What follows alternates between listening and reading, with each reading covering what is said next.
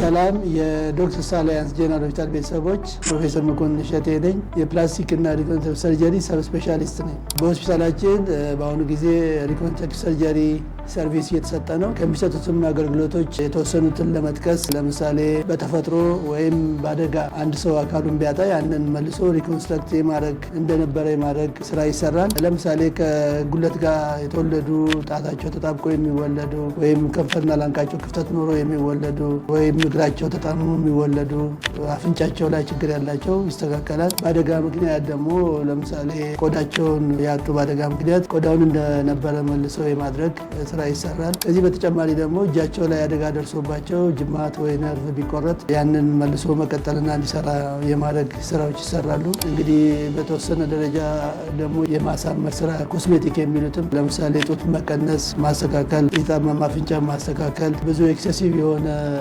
ክብደት ካለ ያንን ክብደት የመቀነስ ስራ ብቻ ሳይሆን የተስተካከለ ማድረግ። እንግዲህ እነዚህን አገልግሎቶች በበቂ ሁኔታ የሚሰጡ ባለሙያዎች ስላሉ አገልግሎቱ የሚያስፈልጋቸው ሰዎች እየመጡ በማንኛውም ጊዜ ተመዝግበው አገልግሎቱን ማግኘት ይችላሉ።